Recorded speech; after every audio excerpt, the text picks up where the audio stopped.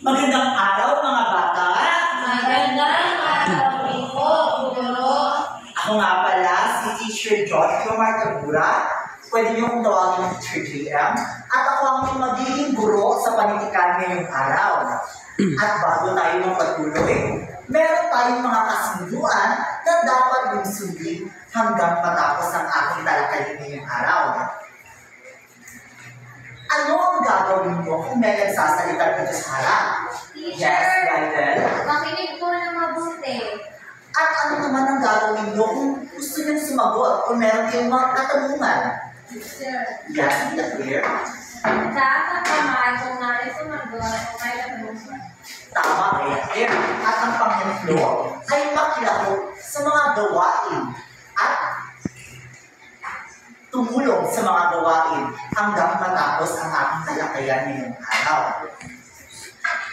At bago tayo magpatuloy, meron muna tayong unang gawain ngayong araw.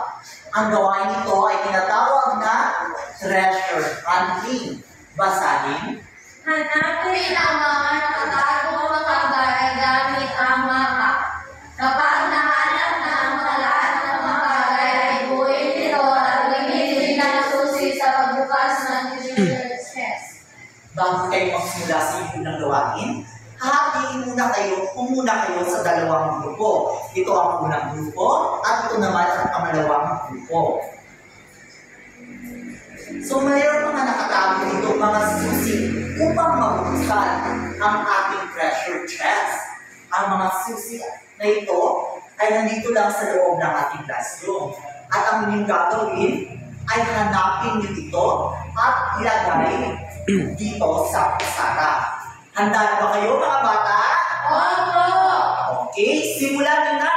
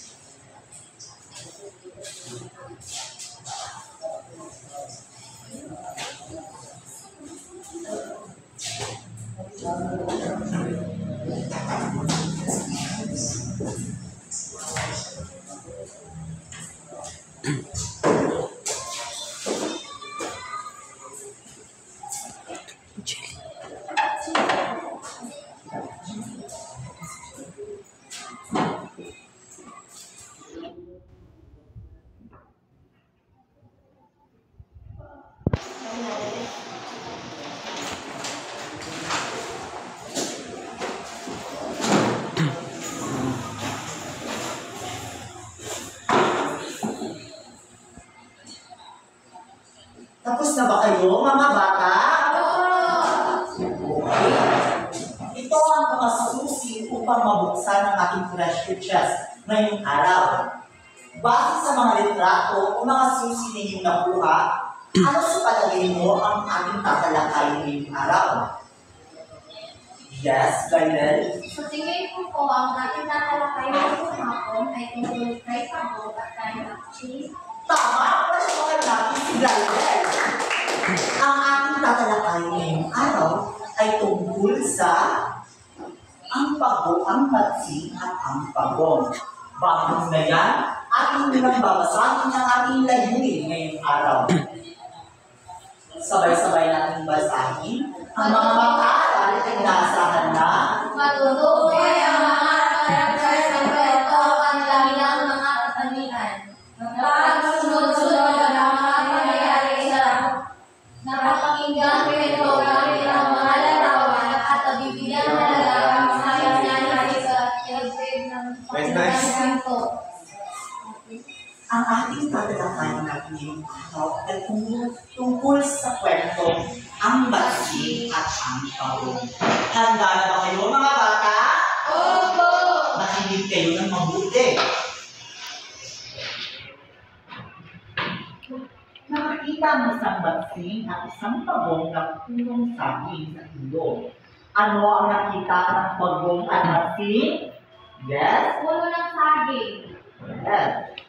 Iniamin nila ito at dahil gusto ito ang tingin ng bawat isa, pinapila ito sa gitna. Ang batsing, kung siyang malakas, ang kumuha ng bahaging may dahon sa kabila ng pagputol ng pagong.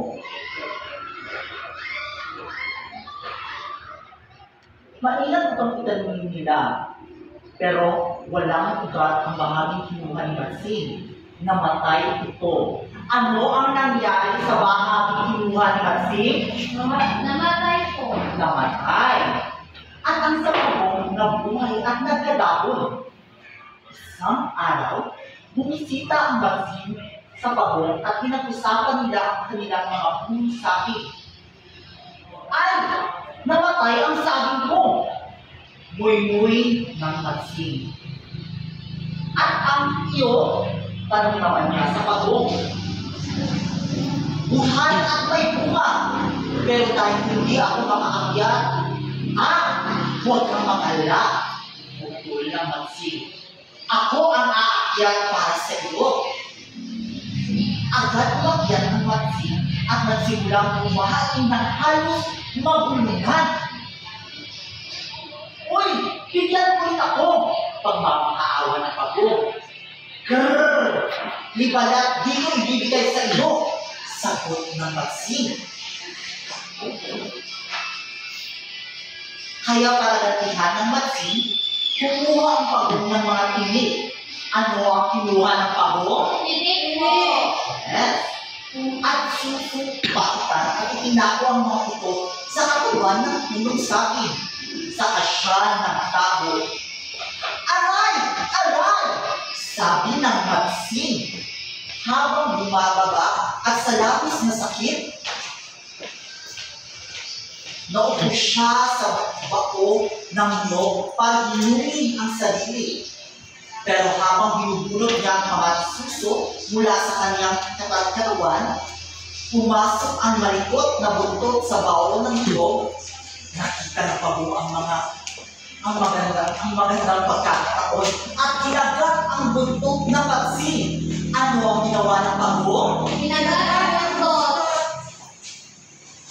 Na napataloon at nakakita ng mga bitbit sa sobrang sakit. Ikaw pala! Ngayon, pagbabayaran kita para sa lahat ng ginawa mo. Mamamatay ka! Pero paano kaya? Gusto mo bang tulugin kita sa almeres na ito, itapon kita sa ilog? Durugin mo ako ng almeres, pero huwag akong ibato sa ilog. Ayoko malunod. Ano ang sabi ng pagong? Huwag siya itapon sa almeres. Sa ilog? Sa ilog, kasi ayaw niyang malunod. Tama. He. Takot ka palang malunod. Pwes, lulunurin kita. Anong ginawa ng Matsing? Takot ka palang malunod, Pes, lulunurin kita. Tama. Nilunod niya ang pagong. Itinapon niya ito sa ilog. At binatungan niya sa ilog ang pagong na masaya namang lumangoy palayo. At doon nagtatapos ang ating kwentong doon. So, meron ba kayong napulot na aral sa kwentong binasa mo ngayon? Opo. Meron ba kayong mga katanungan? Wala po. Wes, ako ang magtatanong sa inyo. Sino-sino ang mga karakter sa kwento? Yes, reactor. Ang mga karakter na nakakwento guro ay si Matsing at Pagong. Si Matsing at si Pagong. At ano naman ang bagay na kanilang pinaghatian? Yes, Lionel? Saging po. Yes, ang puno ng saging. Ano nga pala ang nangyari sa bahagi na kinuha ni Matsing? Namatay po. Paano naging Pagong? Namatay po at nagkabunga. Base sa kwento na aking binasa, ano ang mga aral na hindi napulot ngayong araw? Yes? Bakit po sa akin, guro, ang napulot kong araw sa kwento na iyong binasa ay huwag pakialaman kung anong meron ka at gawin mo na lang ang iyong best, kumbaga, para mabuhay ang iyong damit. Oh, ano pa? Yes? Yes? Ano ba ito? Kung makalamang ng hapon. Yes, tama. hindi dapat tayo mapagmamang sa ating kapwa. So dahil alam niyo na, naiintindihan niyo na ang aking kwentong binasa tungkol sa ang mansin at ang pagong, magpapatuloy tayo sa ating pangalawang gawain ngayong araw. Ito ang trend ng pagkasunod-sunod ng pangyayari. Ang direksyon, iayos ang mga larawan ayon sa pagkasunod-sunod ng pangyayari. Meron ako ditong mga larawan. At ang larawan ito ay ang mga larawan ng namula sa kwento na aking binasa. Ang inyong gagawin ay iayos ang mga larawan ayon sa pagkasunod-sunod ng pangyayari. Mula sa unang pangyayari hanggang sa huling pangyayari. So parehong grupo, kayo pa rin ang parehong grupo, at ibibigay ko sa inyo ang mga larawan. At nandito ang mga numero mula unang pangyayari hanggang sa ito o ang pangyayari. Okay? Ito sa inyong group 1 at sa inyong group 4.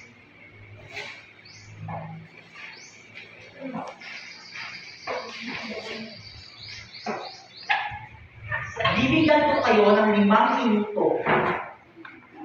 At ito no, sa baba nito.